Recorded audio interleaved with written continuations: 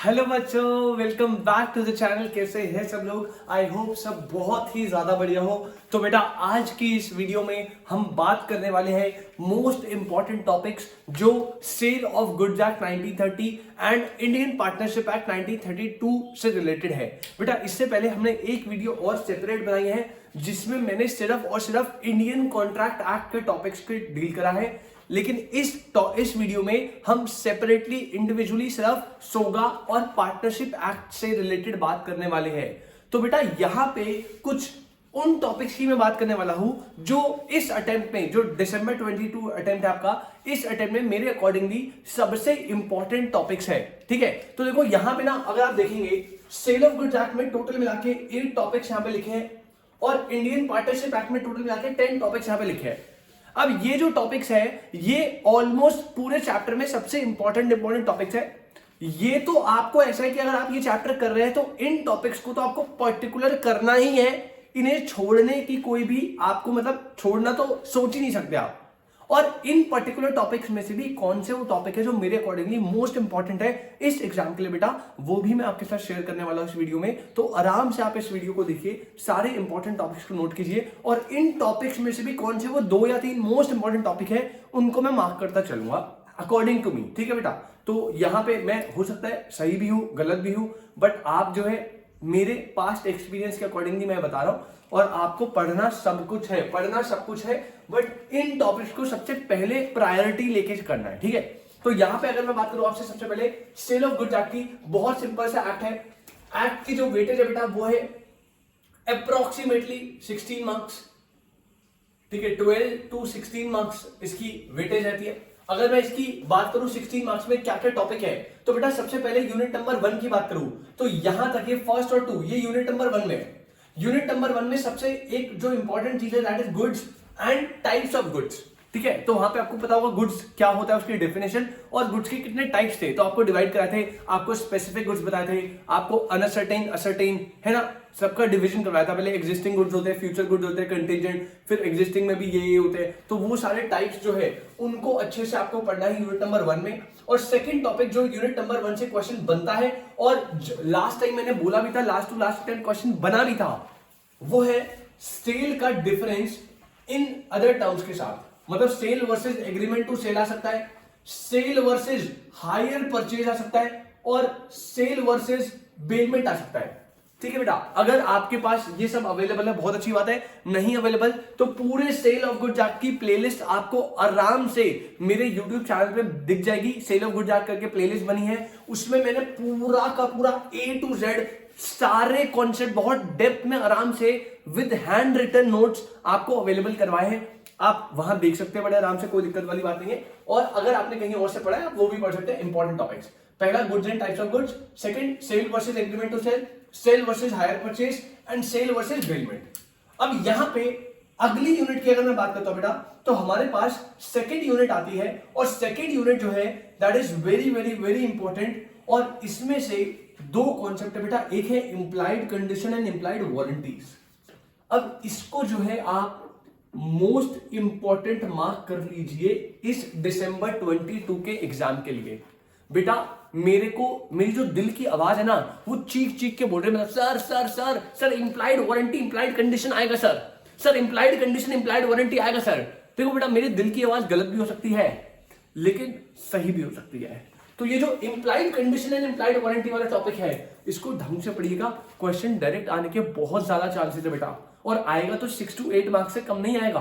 तो अच्छे से इसको ध्यान से करिएगा, इंप्लाइड कंडीशन इंप्लाइड वारंटी। और इसी के साथ साथ एक टॉपिक बिल्कुल मिलता जुलता है that is doctrine of caveat emptor और उसके एक्सेप्शंस। ठीक है, ये दोनों बहुत सिमिलर टॉपिक्स है। तो डॉक्ट्रिन ऑफ केवी टेम्पटर और एक्सेप्शन में केस स्टडी भी बन सकती है, डायरेक्ट क्वेश्चन भी आ सकता है, एक्सेप्शन भी लिखने को आ सकते हैं। तो इन दोनों पे ध्यान दीजिएगा यूनिट नंबर 2 में स्पेशली। इसमें तो मुझको बहुत ज्यादा लग रहा है कि डायरेक्ट क्वेश्चन बनने के चांसेस है। अगर मैं अगली यूनिट पे आऊं दैट इज यूनिट नंबर 4, तो बेटा यहां पे कुछ हमारे टॉपिक्स है 3। सबसे पहला टॉपिक है transfer of ownership. Transfer of ownership, अगर आपको बताओ ओनरशिप ट्रांसफर करने के केसेस होते हैं, स्पेसिफिक और असर्टेन गुड्स में अलग होती है और अनअसर्टेन गुड्स में अलग होती है। तो आप उसको एक बार गो थ्रू कर लीजिएगा, कि स्पेसिफिक गुड्स में क्या क्या पॉइंट होता है और अनसर्टेन गुड्स में क्या क्या पॉइंट होता है। कुछ केसेस बने हुए आपकी बुक्स में, उनको अच्छे से देख लीजिएगा, इंपॉर्टेंट है। अगला जो थोड़ा इंपॉर्टेंट टॉपिक है that is goods Saint on approval versus cash only और रिटर्न बेसिस। एक लास्ट टू लास्ट अटेम्प्ट में इसकी केस स्टडी आई है, दोनों की 6 मार्क्स की, पहला पार्ट दूसरा पार्ट करके, तो ये इंपॉर्टेंट है, इसको भी एक बार देख लीजिएगा, but not so very very important. तीसरा कॉन्सेप्ट जो है बेटा that is sale by non owner और इसके exceptions. Sale by non owner और इसके एक्सेप्शंस। बेटा अब यहां पे देखो, यहां पे दो कॉन्सेप्ट है, या तो केवीएट टेम्पटर या sale by non owner with exceptions. इनमें से एक क्वेश्चन मुझे लग रहा है कि ऑप्शन में आ सकता है, मतलब ये भी आ सकता है, इसके भी चांसेस है, और ये भी आ सकता है। तो अगर मैं कैटेगरी वाइज डिवाइड करूं तो बेटा मेरा जो मोस्ट प्रायोरिटी वाला कैटेगरी है दैट इज कैटेगरी ए में, तो मैं डालूंगा इंप्लाइड कंडीशन और इंप्लाइड वारंटीज को, दिस इज कैटेगरी ए। अगर मैं बात करूं कैटेगरी बी में, तो कैटेगरी बी में मेरे पास कैटेगरी ए में ही मेरे पास दो ऑप्शन है, एक ये भी कैटेगरी ए का आ सकता है और ये भी कैटेगरी ए का आ सकता है। और लास्ट जो यूनिट 4 में से कॉन्सेप्ट है that is rights of unpaired seller.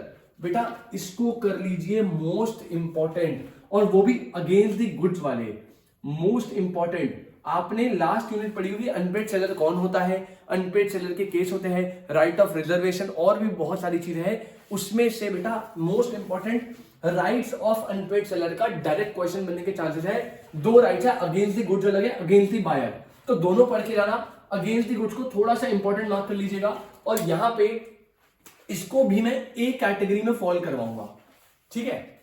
यहां पे बाकी सब जो है ये ए कैटेगरी हो गया, इसके अलावा जितना भी बच गया दैट इज बी कैटेगरी, और इसके अलावा जो टॉपिक्स यहां पे नहीं है that is C category.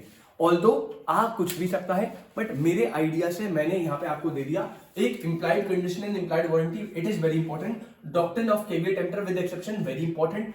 Cell by non owner and उसके एक्सेप्शन, जहां पे नॉन ओनर एक गुड टाइटल कन्वे कर सकता है, उसके एक्सेप्शन याद रखना, वेरी इंपॉर्टेंट। अनपेड सेलर के rights against the goods against the buyer, very important. अच्छा, इसके अलावा एक अदर टॉपिक और है, जैसे इसी में 8 पॉइंट के बाद एक टॉपिक 9 पॉइंट और आता है दैट इज ऑक्शन सेल, ठीक है। ऑक्शन सेल से भी बेटा छोटी मोटी केस स्टडी बन सकती है।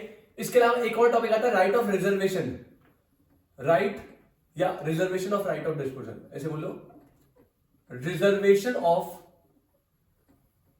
Right of disposal, reservation of right of disposal, ये भी एक कॉन्सेप्ट है जिससे छोटी मोटी केस स्टडी बन सकती है।